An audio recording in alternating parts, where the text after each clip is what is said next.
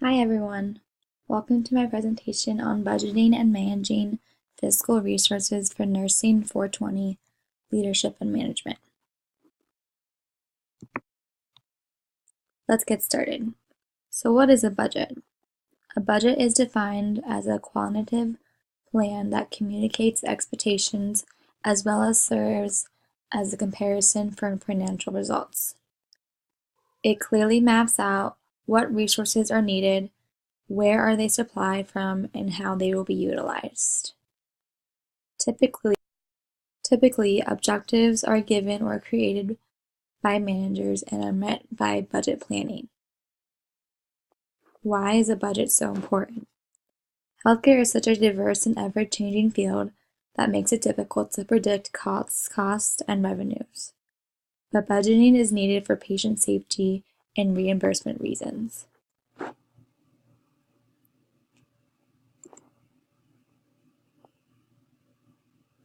Creating a budget is a lengthy process that requires much consideration. The budget serves as a foundation for financial performance, so it is crucial that it is created correctly.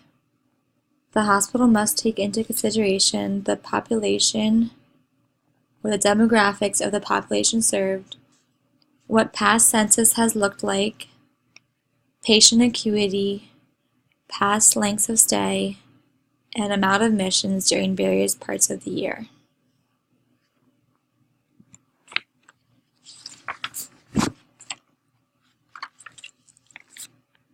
The management system must also take into consideration unpredicted values. Supply prices may change if supply and demand are out of supply prices may change if the amount of supply is decreased and the demand is higher. This was just seen recently due to the hurricane in Puerto Rico. Hospitals nationwide were short on IV fluids due to the damage of the production centers. There also may be changes to staffing of the unit and possible new state board regulations that must be put into place. As mentioned before, the process in creating a budget is a lengthy one. Just from start to finish, it can take anywhere from 3 to 6 months. Management must first meet with staff to determine where the needs are, as they are in the unit from the day-to-day basis. The first draft is then created and it makes its way up to the management hierarchy for various changes. The proposed budget is finally approved by a governing board. It is noted that the manager should not expect to have all of her requests fulfilled. However, he or she needs to be an advocate for their floor and their reasoning.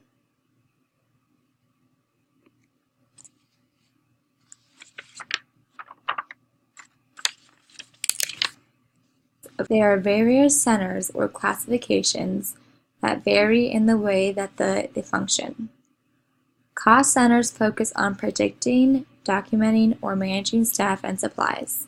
This type of center is most classified or associated with nursing units. Other centers include revenue and investment centers.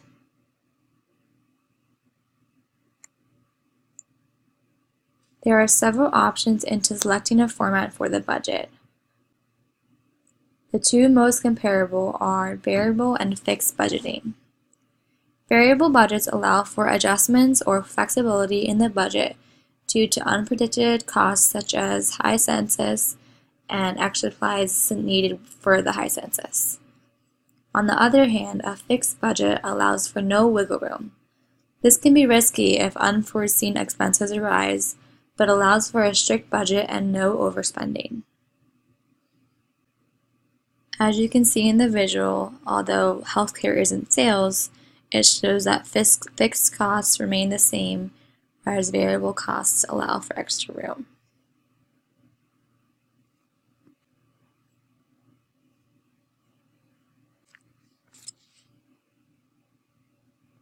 Another format option includes zero-based budgeting. This is often seen as time-consuming as it requires justification, for each activity, program, or category. As you can see, the end goal in this visual is to end at 0. Incremental budgeting is one that requires a spreadsheet that lists every single category with its expense. This is just an example of a spreadsheet that could be used. Just think about how long this would take for your unit listing every single cost with the category.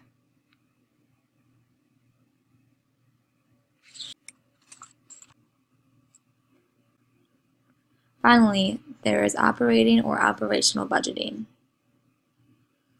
This is where the expected revenues and expenses for the year are laid out. Revenue in healthcare would be money brought in by the patient flow.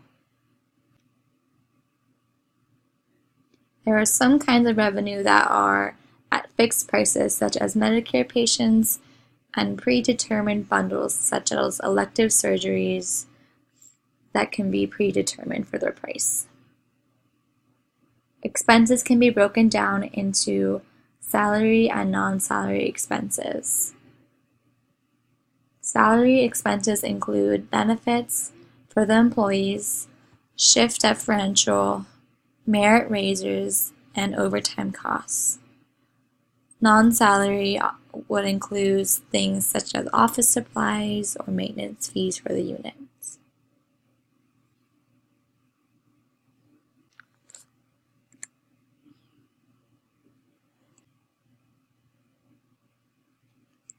There are endless costs involved in healthcare. Fixed costs include costs that remain the same despite the patient flow volume, whereas variable costs change due to the volume and patient acuity. Direct costs include costs that are associated with direct patient care.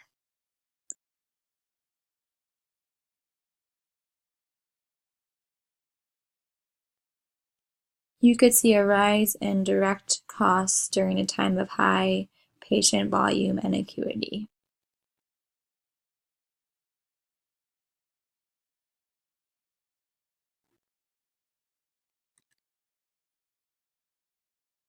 Ramos stated every service provided include costs that must be charged in some form. I know myself, I am guilty for not always charging or forgetting to charge for various things such as a bladder scan or TAP system. Charges are necessary because hospitals are not generating enough revenue or as much revenue they could be if proper charges were made. There are indirect costs such as maintenance employees. Since data is critical or required for creating a budget, here is a link that takes you to Penn Medicine's Facts and Figures site, where they lay out the various statistics from all of their organizations. Lancaster General Hospital is highlighted on this website, and they're listed to have the most employees out of all of Penn Medicine's organizations, which I thought was interesting and surprising.